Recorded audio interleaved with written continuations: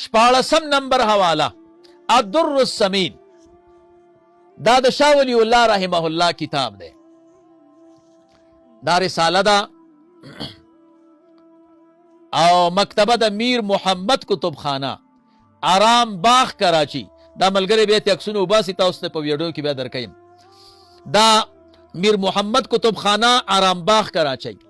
دې کې صفحه ده 1 د څه خوبونه لیدلی دی او په خوب کې رسول الله مبارک صلی الله علیه وسلم لیدلی. د مخکې وی شاه ولی الله رحمه الله چې دا زمونږ استاسو د احادیثو سند ده ته رسیږي. پاکستان، افغانستان، هندوستان کې بغیر د دنه بل چا د حدیثو سند برابریږي نه. اتفاقا محدث او اتفاقا دوی بندي دی. نو دی په دې صفحه 1 باندې الحدیث الثانی والعشرون، 22 نمبر حدیث دی وای ما تخپل پلار خبر راک. دی وی قال كنت اصنع به طعاما صلة بالنبي صلی الله علیه وسلم، ما به د رسول الله مبارک صلی الله علیه وسلم د ایصال ثواب د پاره طعام او خوراک برابرو هر کال کې. نو فلم يفتح لي سنة من السنين شيء، ما د پاره سپر اخیرانه یو کال د کلونو نه یو شی اصنع به طعاما چې پاغي باندې ز طعام جوړ. نو فلم يجد الا حمصا مقليا، ما پیدا نه کمنګر چڼې چې مونږ ورته نخود وایو، هغه چڼې او نخود چې هغه ورته کړې شوی په اور باندې پخې شوی. نو دا مې د خلکو په منځ کې تقسیم کړي. فرأيته صلی الله علیه وسلم، رسول الله مبارک صلی الله علیه وسلم یې خوب کې ولیده. وبین یدی هذه الحمص، او مخامخ دغه چڼې وي دا نخودو، او خوشحاله مبتهجا بشاشا، خوشحاله او ډېر تندې مبارک پراخه. نو شاه عبدالرحیم صاحب چې د شاه ولی الله رحمه الله والد صاحب دی، هغه به د میلاد شریف د پاره هر کار مولود شریف کو خو دغه کال باندې خیرات کې چڼې ورکړې او رسول الله مبارک صلی الله علیه وسلم په خوب کې ولیدم. الدر السمین هذه مجموعة المسلسلات والدر السمین والنوادر التي جمعها وألفها خاتمة الفقهاء والمحدثين حكيم الأمة وسراج الملة مولانا الشيخ ولي الله المحدث دهلوی رضی الله عنه، میر محمد کتب خانه، آرام باغ کراچی، صفحه 1 حدیث نمبر 22. ولسم نمبر حواله مهند چې دا د علماء دیوبندو په عقایدو باندې لیکل شوی دی. دا مهند دی. دې کې صفحه ده دا مکتبه ده مکتبه عمر فاروق پیښور. المهند على المفند، یعنی عقائد علماء اهل سنت دیوبند. فخر المحدثین حضرت مولانا خلیل احمد سهارنپوری رحمه الله. دی کې محترم صفحه ده 48 او سوال نمبر ده 21. سوال دا ده اتقولون ان ذکر ولادته صلی الله علیه وسلم مستقبح شرعا من البدعات السیئه المحرمه ام غیر ذلك؟ تاسو دا خبره کوي چې رسول الله مبارک صلی الله علیه وسلم د ولادت ذکر مستقبح دی او بدعت سیئه دی؟ الجواب حاشا ان يقول احد من المسلمين، دا ډیره لري خبره ده چې یو د مسلمانانو نه وي. فضلا ان نقول، دا لا منګ پرې چې منګ وایو. دی وی من خو الحمدلله د رسول الله مبارک صلی الله علیه وسلم عاشقان او محبان یو. ان نقول نحن دا فضلا ان نقول نحن من دا وایو چې ان ذکر ولادته الشریف صلی الله علیه وسلم بل وذکر غبار نعاله وبول حماره صلی الله علیه وسلم مستقبح من البدعات السیئه المحرمه. من بدا وایو چې د رسول الله مبارک ذکر بلکې دام نشو ویلې. نبی علیہ السلام د پڼو مبارکو ګرد، نبی علیہ السلام د خر مبارک هغه تشه او د سماته دا مستقبح دی او د بدعات سیئه او محرمون دي. دا سنه ده. دی وی فالاحوال التي اغه احوال لها ادنى تعلق برسول الله صلی الله علیه وسلم چې دا غي لک تعلق هم دی، ادنى تعلق برسول الله ذکرها من احب المندوبات، دا غي ذکر د اغه خو مندوبات ندي. واعلى المستحبات عندنا سواء كان ذكر ولادته الشريفه او ذكر بوله وبرازه وقيامه وقعوده ونومه ونبته كما هو مصرح في رسالتنا المسمات بالبراهين القاطعه في مواضع شتى منها. بیا رسو دې په وګت بحث کوي. دی وی وفی مجالس خالیت عن المنکرات الشرعیہ، اغا مجالس چی خالی وی دا منکرات شرعیونا، موجب للخیر والبرکت، دا موجب دا خیر و دا برکت تی.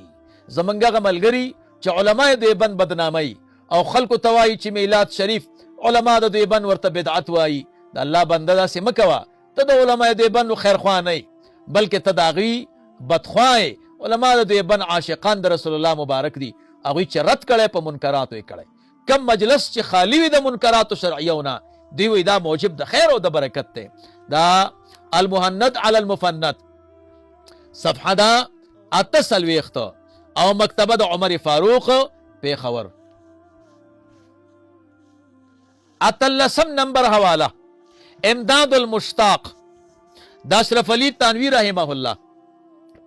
امداد المشتاق الى اشرف الاخلاق، مکتبہ دا مکتبہ رحمانیہ، اردو بازار لاہور، دی کی صفحہ دا شپک 50.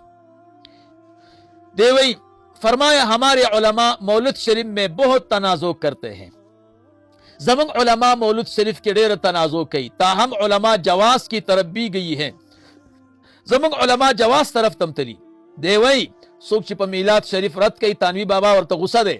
وہی جب صورت جواز کی موجود ہے، صورت جواز سے موجود دے، پھر کیوں ایسا تشدد کرتے ہیں؟ بیا سنگ دا سے تشدد کئی. او ہمارے واسطے اتباع حرمین کافی ہے، زمانگ دا پارا اتباع دا حرمین کافی دا. بس حرمین کی میلاد شریف کی گن بیا سوک انکار کئی. امداد المشتاق الى اشرف الاخلاق، مکتبہ رحمانیہ، صفحہ دا شپک 50. ننسم نمبر حوالہ احسن الفتاوہ، احسن الفتاوہ ایچ ایم سعید کمپنی، ادم منزل پاکستان چوک کراچی، او دے کی جل نمبر اول لے، او دے کی صفحہ دا 320.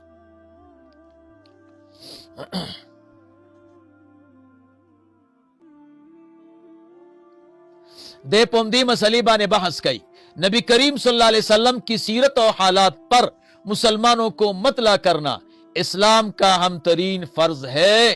رسول اللہ مبارک صلی اللہ علیہ وسلم سیرت و حالات بانی مسلمانانو تا خبر ورکول دا دے اسلام اہم ترین فرض دے، اور ساری تعلیمات اسلامیہ کا خلاصہ یہی ہے، اور اس میں مسلمانوں کی بہبودی اور فلاح منحصر ہے. آن حضور صلی اللہ علیہ وسلم کی ولادت بڑے سرور اور فرحت کا باعث ہے. رسول اللہ مبارک ولادت دا لوی دا خوشحالی اور دا فرحت سبب دے. اور یہ سرور کسی وقت، دا خوشحالی کم یا وقت اور محل کے ساتھ مخصوص نہیں، محل پورے خاص نہ دا، بلکہ ہر مسلمان کے رگ اور پے میں سمایا ہوا ہے. ابو لہب کے لنڈی صوبیہ نے جب حضور صلی اللہ علیہ وسلم کی ولادت خبر ابو لہب کو پہنچائی، بیادہ کا قصہ کڑے دے چی بیروس درتا احادیث کے وایا. نو لہذا رسول اللہ مبارک صلی اللہ علیہ وسلم میلاد شریف چی دا منکراتو نہ خالی نہیں، کہ اس مشکل نشت رستو دے پومدی بانے بحث کئی. داوئی مگر اس زمانے میں محفل میلاد میں مندرج ذیل وجوہ باعث عدم جواز ہے. دا لاندی وجوہات، دا عقیدہ دا چی نبی علیہ السلام میلاد شریف ترازی او اعتقاد تخصیص اعتقادی ساتی وغیرہ، نو دے بات خمنگم ناروا وائی. دا احسن الفتاوہ مفتی رشید احمد سے ایچ ایم سعید کمپنی، اول جلد صفحہ دا 320. شلم نمبر حوالہ فیوز الحرمین، دا دا شاہ ولی اللہ صاحب کتاب دے. دا فیوز الحرمین، دار الاشاعت، اردو بازار کراچی. فیوز الحرمین مشاہدات و معارف، تصنیف حضرت شاہ ولی اللہ دہلوی رحمہ اللہ. دیکھیں محترم صفحہ دا یوسل او 15 او مشاہدہ نمبر دے 8. دے وہیں اس سے پہلے میں مکہ معظمہ میں نبی صلی اللہ علیہ وسلم کے مقام ولادت پر حاضر ہوا تھا. دا دین مخ کی وہی مکہ مکرمہ کی رسول اللہ مبارک شکمزے کے پیدا شوے دے، اگا مقام بانزہ حاضر شو. یہ دن آپ کی ولادت مبارک کا دن تھا. تخصیص تا گو رہی خان دا ورځ چې دا د رسول الله مبارک د ولادت ورځ وا اور लोग वहां जमा थे او خلق دغلته जमा شوی وو مکہ مکرمہ کې और आप पर दुरूद और सलाम भेज रहे थे। रसूल अल्लाह मुबारक सल्लल्लाहु अलैहि वसल्लम बाने दुरूद और सलाम ले गो और आप सल्लल्लाहु अलैहि वसल्लम की विलादत पर आपकी बिअसत से पहले जो मुअजिज़ात और खवारिक जाहिर हुई थे और रसूलुल्लाह मुबारक विलादत बाने नबी सलाम द बिअसत नमख के चिकम मुअजिज़ात और खवारिक जाहिर शयु उनका जिक्र कर रही थे। दागी जिक्र के दो मैंने देखा शाह से वही माउली दो कि इस मौका पर यक बारगी अनवार रोशन हुई दी मौका बाने यकदम चदे अनवार का रशू। मैं कह नहीं सकता जदा नशम वेले कि इन अनवार को मैंने जिस्म की आंख से देखा या उनका रूह की आंख से मुशाहदा किया। शाह से वो अनवार में वली खुपदी पोइनुशम दा अनवार च मा द दिली दलुकड़ो द स्तरगु पलिदलु औ क द रूह द बदन द स्तरगु पलिदलु औ क द रूह द स्तरगु पलिदलु। बहरहाल इस मुआमला को सिर्फ अल्लाह ही जानता है कि जिस्म की आन और रूह की आन के बैना बैन कौन सी हिस्स थी जिससे मैंने इन अनवार को देखा।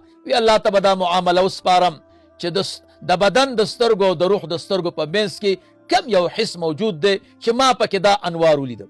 फिर मैंने इन अनवार पर मजीद तवज्जो की ब्यापदी अनवार मा ज्यादा तवज्जो करा तो मुझे उन फरिश्तों का फैज नजर आया। मिलाद शरीफ के मलेकेम रागले वे गबम बिदतियानीनो मलेको इबारत तगो रही इन अनवार पर मजीद तवज्जो की पदी अनवार मा ज्यादा तवज्जो करा तो मुझे उन फरिश्तों का फैज असर नजर आया। मा द फरिश्तों द फैज असर चदे प नजर रागे जो इस किस्म के मुकामात और इस नौ के मजालिस पर मुअक्कल होते हैं चिद्दग किस्म मुकामात बाने और दास मजालिस बाने मुकर्रर दी। मिलाद शरीफ बाने मौलाना से मलैकी मुकर्रर दी शाह से बोई अलगरज इस मुकाम पर मैंने देखा मा उलिदो कि फरिश्तों की अनवार भी अनवार रहमत से खल्त मल्त है। द फरिश्तों अनवारम द अनवार द रहमत सर खल्त मल्तु अल्त रहमतम वरेदो द फरिश्तों अनवारम वरेदो। दा प मिलाद शरीफ की द ज़ैत ईनम पकिश्ता द वक्त ईनम पकिश्ता मलाइकम पकी रागली दी और शाह साहब पकी बरकात उलिदो। दा वाला द उलमा देबंदो उलमा देबंद चिदी दा आशिकान द रसूलुल्लाह मुबारक दी दा मबदनाम वई अगर चिकम मुनकरात थी पागीबा निरत किया खुदा हर आलिम दा फरीज़ा दा।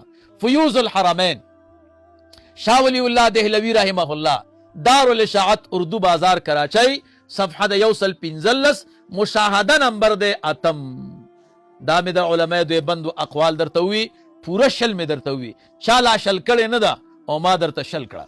अल्लाहुम्मा सल्लि अला सय्यदिना व मौलाना मुहम्मदिन व अला आलि सय्यदिना व मौलाना मुहम्मदिन व बारिक वसल्लिम वसल्लि अलैहि।